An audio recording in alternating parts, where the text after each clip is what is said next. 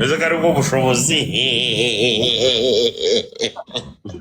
nibwo bushobozi reka ndakennye wagakwiye ko wari agakeke abantu mushaka gukorera amafaranga kuri Facebook, abantu mushaka gukorera amafaranga kuri Facebook muze kuza kundeba. Usgarabaye musikama baze gukorera mu biki, baze kureba ubafasha iki. None se ko wowe wambwiye ngo ntago buretse gato wigeze kubesha abantu ngo ntago abandi baze gukorera mu biki ushaka kurya amafaranga y'abandi, abantu ugafasha abo ngabo mwegeranye bakabanza bakagira. Wigeze kubesha abantu ngo ntago nabwira abantu ngo ahantu ndi mu miduha mpamagara abantu buri munsi ndapostinga ngo baze barya ihene bakaza, ariko wabesha abantu ngo ntago nababwira ahantu mba ndi kandi nakubwiye ngo hababwire urababwira nabyumvishije, ndi mu miduha rwose babwire baze runaka n'icyokezo kigiye kujya ahantu hatarangika kugira ngo wawe bahamenye bajya kubaza abantu bo kuntu. Ndi mu miduha mu gasantere, iyo hageze itoga ngo twereke kwa Jesu zo mpango. Ibaze nyine ko hano hawe bisaba kujya kurangisha, warangiye abantu bakaza bahita bagira direct. Harya bumwe mukorera he, wavuga ko mukorera he bande? Nta mu content creator wo mu Rwanda ugira office, ibyo nkubwira ni gukuri uretse ge gusa ninge ngenyine. Office ya hehe? Aho ngaho uba banatuzingira niho uri kwita office hehe mba aho ngaho nyine. Akoze ko wasaze mwana nanjye koko kirama nanjye kwe ubahese keza dukosora mureke munyemerere dukosora abantu keza zahomba arahazi. Okay Mami Yanga ubu naje abantu televiziyo uretse gato Mami Yanga ubu naje ngiye konti ya Godfather mureke tuzatumuramo hariya hejuru kwiyunga si cyangwa kwiyunge ntaribe umuntu bita Kiramani ababesha abantu kandi nta office agira, bose baba bakorera mu rugo uri kumva, bose baba bakorera mu rugo. None z'ubundi umuntu ni gute yavuga ngo arakora nta office agira, bose baba bakorera mu ngo zabo. Ari ikibazo se fata icyumba kimwe ukagiteramo intebe n'akameza. Ntabwo akazi gakorerwa mu rugo ubayeho nabi, bazi ko n'icyumba uraramo kiba mu mashini. Njyewe yo sabas ndabigura nimba iyo office yawe ibamo na ka flat basi ahantu hose aba office barimo ka flat abantu bashobora kureba amakuru. Twereke hano twebwe hano dutembereze twereke flat cyane akabati byibuze twebwe ibintu dukora hano nta kintu bidusaba kuba turimo turareberaho cyangwa se ngo haze umuntu bari muri salle kujyamo ya myotsi n'inoza cyangwa se musange umuntu bari muri salle d'attente popo laishu ngaho reka igitsina ngo kize kidukubita. Guys ndashaka kugira ngo dutambuke kuri ba Jay tubereke baba dusize mwihangane tubereke ko natwe imihanda turabafata ariko se Mami Yanga agiye ariko keza we nabonye muri murubaka etage ya Danje 1 urabibonye arani Diyorere ibyo bintu je mbabarira. Ini harani he? Diyorere je. Okay twagiye. So babantu ase ko iki mutari proud nke. Godfather kutava huri. Je wambabarire ko ibyo bintu ariko se ko ndi buhaze wakwihanganye please. Mbabani. Guys ndashaka kubana mu ko nayo uri kubonaho.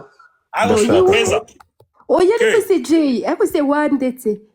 Agase ko rubundi namwe mugiye kurikiraho 40 wazikiyeho n'ubundi mwana tukahita twiyunga burundu.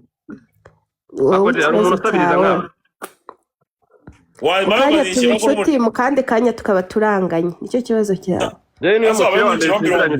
Ariko se je kutambwiye ifungwa rya Muchoma amazemo iminsi kuva kuwa kabiri afunze ko Muchoma bamwe barabyemeza abandi ntibabyemeze. Uri ku muntu bita Muchoma nawe arahubagurika cyane ameze nk'abatayikumi. Muchoma arafunzwe kuva kuwa kabiri, arafunzwe afungiye Kimihurura, afunganywe na Barafinda.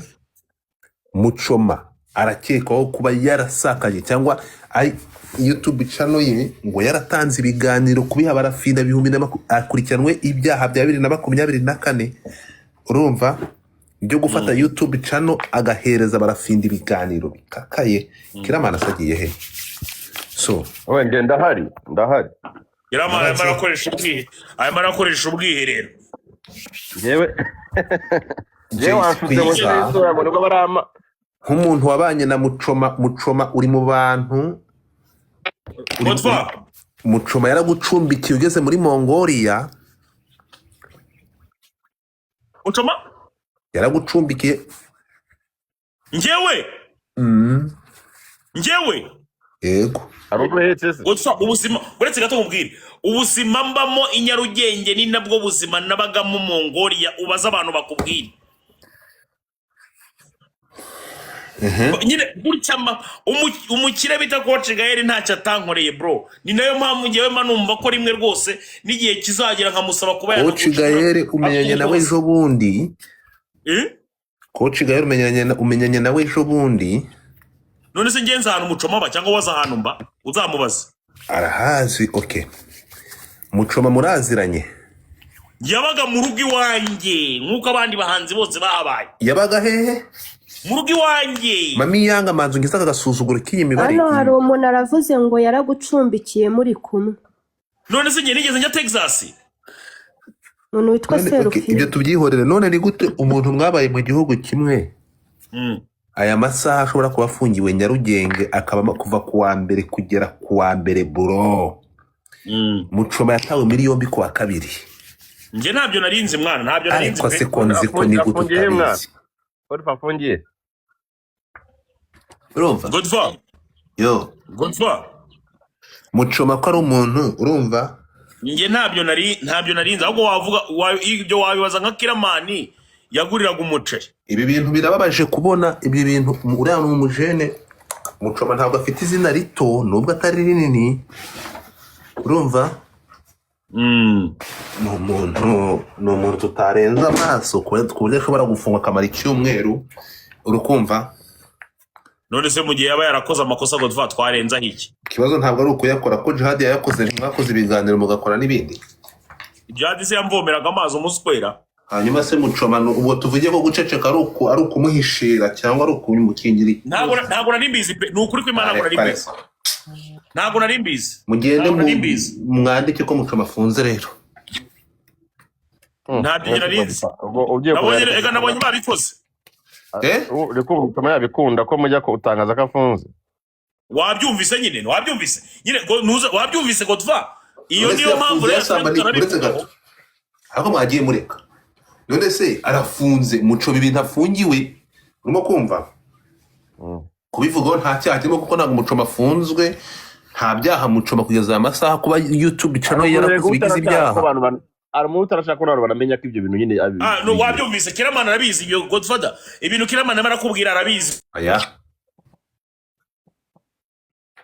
Kiramani baragiranye mwana Kiramani baraziranye sawa rero mvane munyigereze kuri 1k witwa Keza we ko wari mushuti wa Jihad wakadasohoka wari wamusura ndakuyamye nawe wari inshuti yiwe we wari inshuti yese gute kandi ari mu bamufungishije nawe ndakwisabye inde Keza se nari mu batanze ikirego Keza bajyaga bamuharasinga buriya Keza narwese no kuvuga cyane ikibazo cya Keza nawe ni kimwe yarimo araserezanya n'abantu azanamo n'ibintu by'ukuri nicyo kibazo cye nyine ntabwo ashobora guma mu guserezanya ashinzwe yatangiye kugenda azanamo iby'ukuri ndakwibutsa ko mu kanya umwanya umwande naserereje nkazana iby'ukuri nese ubundi ubugira ngo ntabwo nese wagiye umuntu aserereza ahimba nawe nzi guhimba nyine nagira ngo kuko nkano ku mihanda riga kubera ko nta muntu uburegera nta n'uburi bugufashemo just no kuzana bakaguseka n'ibiki byose niyo mpamvu ntinya just no kuzana bakaguseka mwagakwiye kujya muhishiranamo gake ubundi ninde nazanye mu by'ukuri hari ikinyibutsa shu oya mwarambabaje murimo muravuga kuri Muyango mwarambabaje bande bavuze kuri Muyango ntuzana ibintu bya Muyango hano ni inshuti yanjye mwarambabaje bande bavuze ibya Muyango muvuga kuri Muyango we ntabwo mugirana ibibazo Muyango twagiranye ibihe bibazo shu ntabyo bigenda bitoroshye ku makoyini ariko kirama wambabariye ubundi ko hangaha mu kuntu ugenda umuntu ufite amakoyini menshi inshuti yawe umubaze shiri we are fine ni ukuvuga ngo Jay hano ni ukuvuga ngo Kiramani uko bigenda Jay niwe ufite pano bivuze ngo umuntu waba ufite ubushobozi ni ukuvuga ngo rero yayikuramo. niba ari igihe bashyize mu mwanya munini rero nk'abantu atangiye kuzamura amaguru mumfasha avemo. ni ukuri Jay ahangaha uko bigenda ubwo big screen uraza kuyikurwamo n'umuntu uri buze kukurusha amakoyini. wowe ntawe korona hanga ibintu ngiye gukora no kubwira abantu gusa bagashyiraho Banyarwanda ibintu byo kuzana Kiramani wowe tufite ugiye kumwegera abantu bakureba abantu nibegere Kiramani. Odi ni umuntu wanjye cyane. Asante sana Odi, ndagukunda cyane ngira ngo urabizi, ariko nanone kandi nongera kubwira abandi bantu mugiye kugenda mushyiraho za gifuti, mugerageze kudashyiraho amaroza, mushyire ibintu binini cyane kugira ngo ngengire nigendere. naho ubundi Godfa gutindira kujya kurya inyama. Godfa Asante sana Aline Rwanda, muri abantu b'abagabo cyane umva se, ariko murabyibuka murira ufite sheri kabeza je jewe ngiye ibintu by'ubuzima bw'abagore n'ibiki byose ntabwo njya nkunda kubiganira. ubwo uransubisha urakoze. Ngiye ngushidikanya ko kuri amapera batubwiye kwa Semungu ntayo wariye.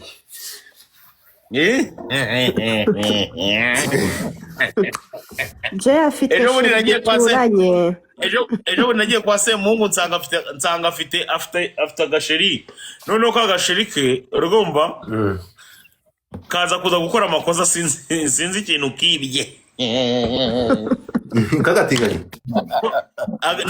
nagasore k'ubudiredi bakirukanye yagatera. yes bwari ubwa mbere kongera kubona umuntu bamwirukanamo ni sohoka mvira hano. ni ukuvuga ngo niba kumvise neza nari nkumbuye kongera. ni ukuvuga ngo bamukoreye ibyo yakoreye Pundit. Arine zamuka ushyireho kamera uhita ufungura kamera nyine uyibutsa abanyarwanda. bakirukanye nk'akabwana. nari ndababwira Godfa ariko muribuka igihe mwigeze kunyurira hamwe na ba Brian n'abande kubera ba buri nguni na ba buri kantu, ariko bo barimo barurira abantu mukabarebera. Oya bari kurira abande bafashe ejo bundi bafata umwana bita Nizo Kabosi, sibyo? Nizo Kabosi yego yarakennye. Nizo Kabosi yego yarakennye pe. Ukumva nta n'uwabigizemo uruhare mu gukena kwa Nizo, ariko ntago ari uwo kujya gufatwa ngo asuzugurwe n'imbwa nka ziriya. Uri kumva? Nizo yitereteye umwana ngo ukina kwa Regis. Amaze kumutereta barikundanira. Bamaze kwikundanira ubwo abo bahungu baragenda ba buri nguni na ba buri kantu baraza baravuga ngo ese ngo Queen ngo kutangiye no ngo kwisuzuguza ngo ugeze ngaho guteretwa na Nizo koko ngo na Nizo koko. Uzi icyo bisobanura ngo na Nizo koko? Ibyo bisobanura Nizo w'imbwa, Nizo w'umutindi, Nizo wasobanuramo ibintu byinshi. uyu Aline se nubahe none Bro, birahari nabise kuri Instagram yanjye. Aline washyizeho kamera shu. Aline w'umusitari ukina amafilime. yakinnye iyihe? Kuko mana yanjye Kiramani Aline umukobwa wawe nta muntu utazi Aline.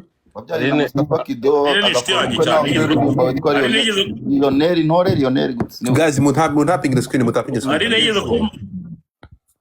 Aline yigeze kumana ikiganiro. Uri kumva kira Godfa? ndakumva. Kunyumva?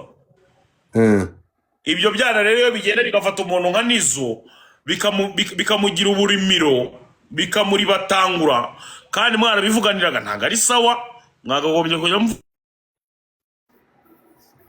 cyane zara nitonda ntago ajya mu bintu byinshi uretse n'ibyo. Yego igihe cyose waje kuri kamera ugomba kwihangana nyine hagashya. Ngo ibyo urumva je ibyo ni ibintu tudashobora kwihanganira. Urimo kumva? Ntabwo ushobora abantu baba barashize itafari muri ino ntuza kuza abantu nk'aba ngaba kubagira ntuza, ariko urabizi ko reka turebe ibyo biganiro. Ese Aline n'uyu nguyu wese ntiyarongowe? Aline n'uyu kuri Muyango Aline wo muri bamenya. None si uyu yavuye mu rungano? nabakumvisha bavuga no kuri Flix turacyari urungano nawe. batutse na muyango bavuga ngo ni indaya bo bagahita bamwita Flix. batutse na muyango bavuga ngo Uze ni indaya kurongorwa bivuze se yaje uganire iyo n'abantu. umuntu arongoye ahita ava mu rungano. nari nzi ko avuye mu rungano. Ariko God. Joyce ko yarongo yaruvuyemo. Jay, ibyo bintu ngenda gushyigikiye niba abo bantu bashobora gufata umuntu bakamwibasira muri ubwo buryo njye ntabwo ari twatoleretinga. Ndabona hari n'abari kuvuga ko batutse na Muyango. yego nizo Umuntu ako utuka Muyango muyango ubu cyane ngubu yego nizo yarakennye ntitubimwambuye ariko si uwo kugira uburimiro. Mva nkubwire, byaba biteye agahinda niba aya masaha masamba akene tuvuge ngo nuko.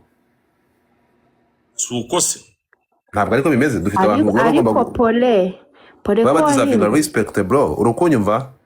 Nibyo heboro ndaza kubireba. Njye sinjya mvuga ku bintu ntarebye, ndaza kubireba. Urumva? baramwandagaje Ndaza kubireba induru n'umunwa. muzane power bank cyangwa longe Kuko ariko se gasuko akomeje kudutwara ari Noneho nizo ntajya nawe nabasha. niba wararongowe urumva nagufanaga uri umukobwa ibingibi byo kugufana wabonye umukobwa wanjye wabonye witwa Daima asante sana ku bantu bose Yaramfanunguye. asante sana ku bantu bose mukomeza kugenda munyera gift.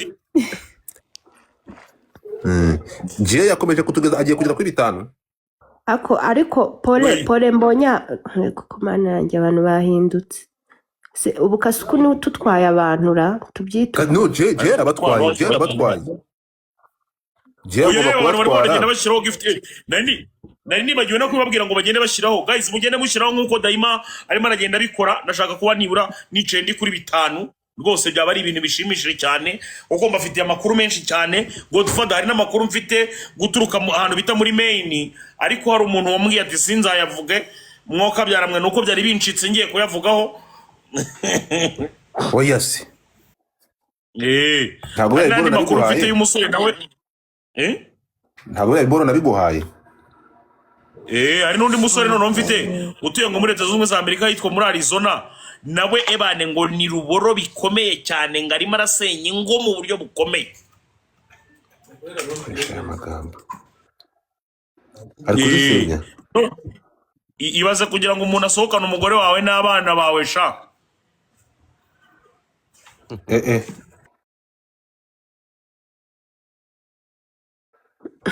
Urumva uwo muntu abageze abakoze ikintu bita kurengera